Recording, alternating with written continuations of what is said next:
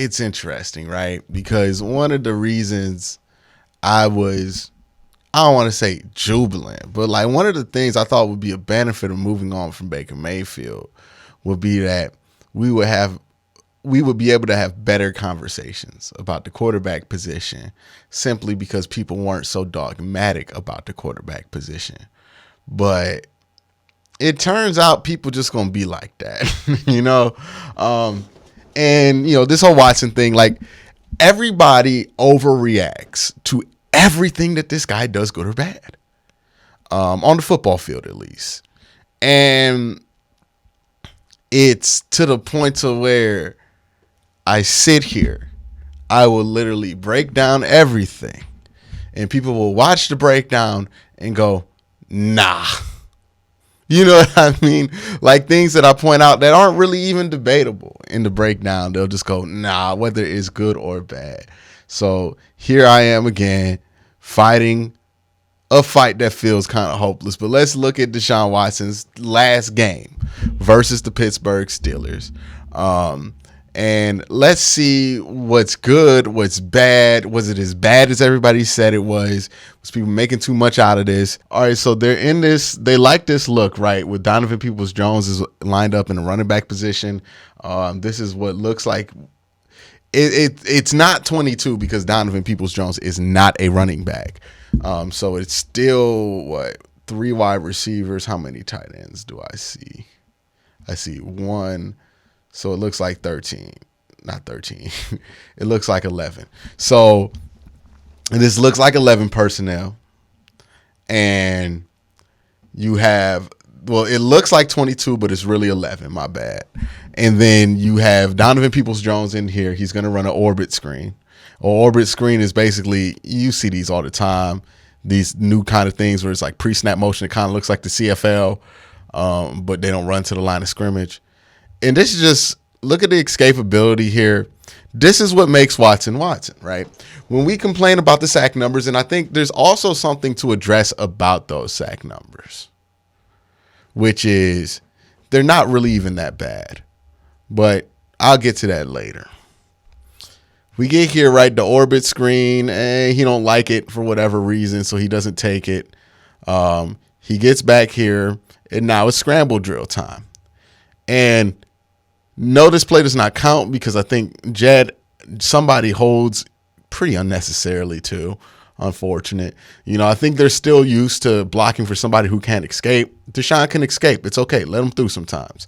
If he can see him, he can take care of it. And he makes this great play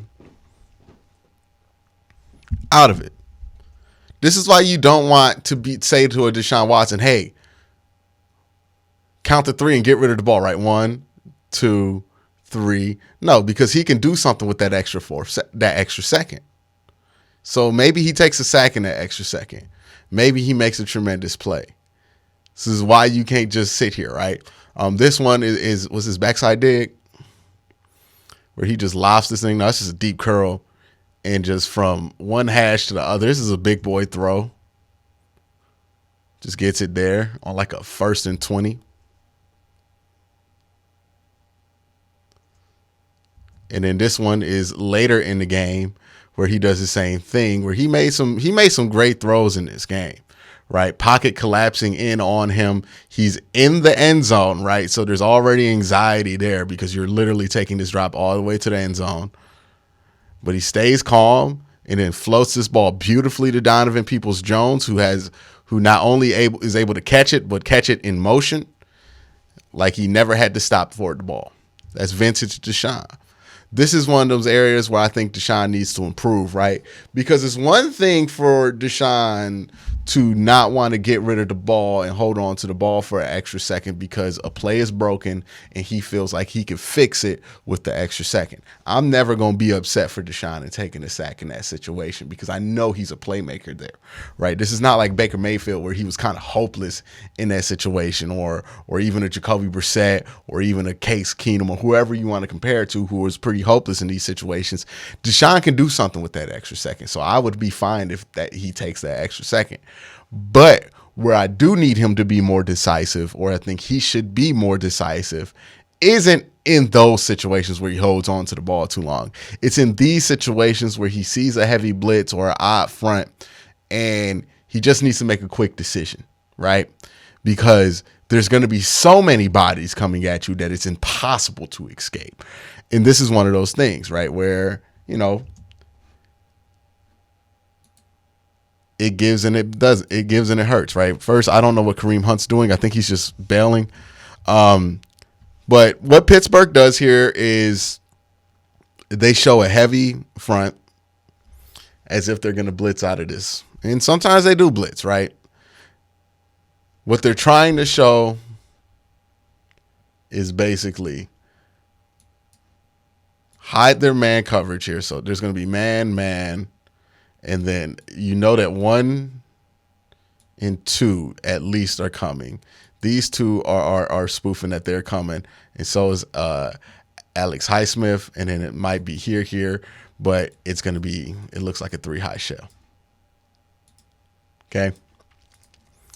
What they end up doing, though, is only sending 2. Well, only sending 3. Sending 4, my bad. They sent 4, and they overloaded James Hudson, right? So this is pretty good play design.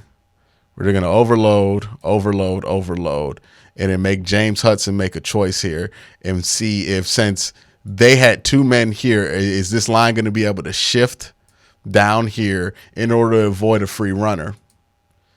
The Browns aren't able to make that adjustment on the fly. They don't slide down. So you see James Hudson ends up getting overloaded because he's trying to help. TJ Watt cuts underneath, which means that, hey, Wyatt Teller has to slide to TJ Watt because it's TJ Watt. And then James Hudson slides out to take care of this DB that's blitzing, which leaves 99, Larry Ogunjobi, a straight path to the quarterback. And basically, they weren't in the right protection. They needed to slide over. They weren't ready for it. They didn't guess right on whatever it was. And that's that from a protection standpoint. What Deshaun can do is right here realize that he has a man open, right? Now he has 2 options on this play. I'll let it play out. Okay, so if we pause here, he has 2 options. One option that kind of looks good, but it's not really that great of an option, which is Amari Cooper here. But the option that I want you guys to focus on is this corner route here versus this 3-high shell, because even pre-snap, Pittsburgh was showing 3-high with man coverage. Maybe the second, and I guess he didn't pick up the DB blitz, so this is partly on Deshaun too. But they blitz his man, so this guy is one-on-one with with DPJ. There's no way he's going to win that corner. So maybe just the more snaps you get versus Pittsburgh, the more familiarity you get with him. In the future, he hits that corner route. That is the goal. That is the master's degree of this play, right? That's when he has hit a certain point of familiarity with the offense and the defense, and versus Pittsburgh's defense, when he sees this look and he knows, I got the corner route here. Now, the bachelor's degree where you want him to just get at for a base level is still hit that under. It's still the same concept Pittsburgh's showing. They're going to show a bunch and then slide over. If they're sliding over, they're not catching Coop over the middle. Coop has a chance. You could throw that thing real quick to Coop. If they do send everybody, you can still so that's why I would say that's like the bachelor's degree one, right? You get blitzed, you can throw it to Coop. You don't get blitzed, they drop out of it, you can still get it to Coop, right? It's not going to be an automatic hitter for a first down, depending on the down and distance, but you can hit Coop and you'll have relatively little problems. But once you get to now, if you are at the points where they're going to try this little DB blitz here and overload the one side, you can get the protection to slide. If you get the protection to slide properly, now you have time for DPJ to hit this corner route. And you don't even got to have good protection to get that ball out in that situation, because if you're ready for it, you can hit it. Because, again, Coop's going to be open underneath. The way they have to slide these guys out, they're going to lose footing underneath. And then you see how they're dropping back that 3-high shell. And then you could just fit it right there to Coop on that out. Instead, we took a dump pass to Kareem Hunt and ain't do nothing. Right? So that's what there's levels to getting the offense that you're in, right? And I'll just break it down as bachelors and masters. The bachelor's choice would be, hey, just throw it underneath the Coop. That's where you want them to get at least by the beginning of next year. But you cooking for real when you get it to Amari Cooper on that corner. You can predict some of the stuff that Pittsburgh's going to do to you. And I anticipate he will get there eventually. Maybe he never saw this look specifically this way before. It is an odd look. But he had. Trust is a lot of what happens and what you can have to build in this offense. This one, he's an empty, gets to the top of his drop, holds, cuts, runs, and then almost makes an incredible throw. Again, this is why you don't want to tell Deshaun Watson, hey, man, the second you feel like you can't get it out there, be Kirk Cousins and throw the ball out of bounds. No. Because he can make something happen. Now, David Njoku didn't end up getting his feet in bounds, and I think even Deshaun, look, if he sees this play versus this coverage, again, he'll go back and find who he needs to find, right? But, this play not working out right now. He has to scramble to create some lanes, and I think what he'll want back is next time, and I get why he threw it to David. It was just high. It's a hard throw versus throwing it here, because if he's high over the middle here, that's an interception. So he wanted to play it safe, get it to David.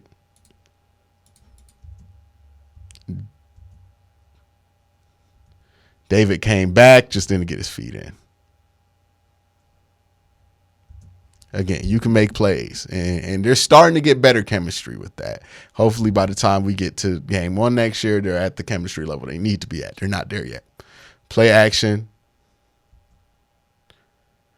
And again, he's so good at avoiding sacks that he's going to take more. And it sounds weird to say it like that, but when he's that good at breaking tackles, you're going to feel like you're invincible back there. It's the Josh Allen syndrome. And he's kind of like Josh Allen when it comes to being able to just withstand tackles, but he's not Josh Allen's size. But look at this. He just eats that and just throws this underneath the Kareem, and it's a big play.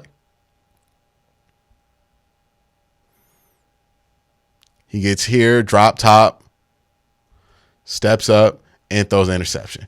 Now, what he said in the press conference was he was trying to go backside dig. So I think the ideal here is David Bell's supposed to be running his 9, and then he's supposed to be running his dig, and they're trying to hit this window right here. But he's late to the window, and not only is he late to the window, he's high. I would love to know if he felt like he should have hit the dig here. Well, this is front side dig. He's trying to hit backside dig.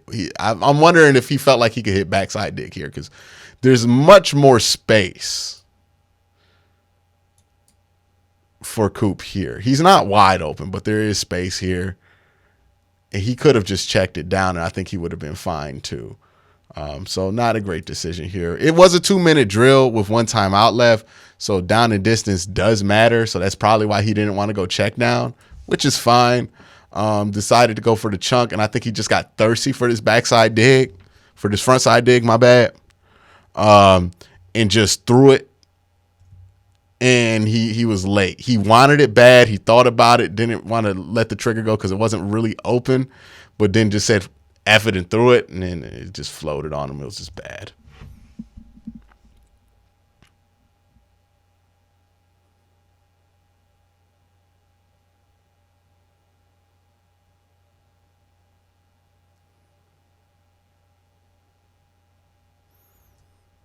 And here, yeah, this thing floated on him. He was trying to get Donovan Peoples-Jones, and it floated.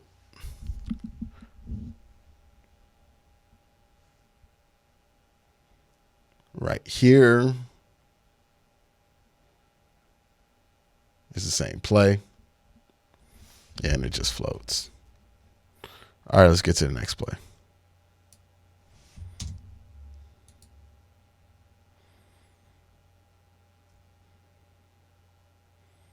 So he senses pressure, and this is why he's special. I mean, look at the number of really good players that miss tackling. Right, he's too fast for this corner blitz to get around, and he has the greatest sense sometimes. Like, he is never caught off guard. He has eyes in the back of his head, because how does he see that? Starts running away from the corner blitz, and then like TJ Watt stands no chance here, and then he just burst. Finally hit that second gear. That's what I wanted to see. He hit the second gear here. I talked about that in one of the other film reviews. It didn't look like he was hitting that second gear. Right here, he hit that second gear where he just kind of ran away. And he almost tried to run that thing for a touchdown. It's Watson here. And this is the interception. I know exactly how that young man knew to break this up, right? So basically, this is a quick slant. You're going to hear people say, oh, he stared down his target. It's a quick slant. You're going to stare down your target. They know where you're going with it. What happened here was that he got Malcolm Butler, right? David Bell got Malcolm Butler, which means this dude, for no reason at all, decided, F it, I'm crashing. And he was right. So he got crashed in, got beat to the spot on the slant, on the quick slant, gets it intercepted. And I think Pittsburgh knew to do this because Pittsburgh runs this play a ton with Juju. They used to run this play a ton. This is the one where Von Bell came down and smacked Juju. Like, this is one that Pittsburgh runs a ton. So he saw this and knew exactly what it was from practice and decided he was going to hop it. And he did. Good on him. Because Pittsburgh runs that a lot. Again, that's Deshaun not being familiar with the AFC North, right? If he's familiar with the AFC North, he knows, hey, man, they run that a lot. I don't know if I should throw that quick slant because they are so used to seeing that quick slant that they will do that. This one right here, Deshaun breaks the tackle, breaks TJ Watt's ankles. Hold on. Wait a minute. Watch 90. You think, no. And it makes a good run here.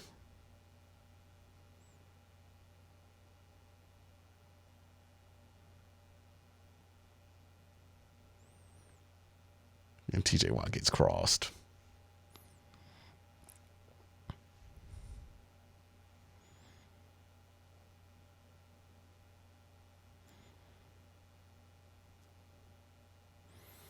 And then, again, when you look at Deshaun and you ask him to get rid of the ball super fast, you're ignoring the fact that one of his talents is this crazy ability to withstand contact. Like, this is just one game. We've seen this the whole 6 games. Every game, he's done something like this, where it's like 1, 2. You know, if his own tackle isn't tripping him up, he probably escapes and makes a play. So, yeah, in some areas you want to be a little bit more decisive, but not all of them and not most of them. Good step-up throw here to Mari Cooper. And then this is a touchdown, I believe, right? No. Yeah. And again, you know, improvs here. He sees Coop late, doesn't love the time that he has to throw that ball, so he moves out, runs, and then gets enough time to float this thing to Nick Chubb. Touchdown. You can't take away what he's great at.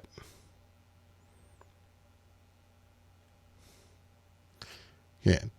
This is one where he probably, you know, tried to make something happen at the end of the game. You know, he tried to make something happen here. Right? Just desperate, trying to make something happen.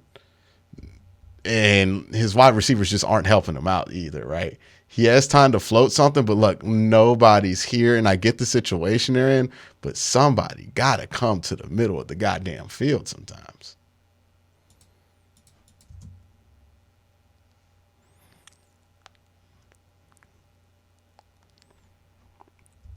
Yeah, that was Deshaun Watson's last game of 2020, well, of the 2022-2023 season. Let me know what you think in the comment section below. Everybody have a great day. Have a good night.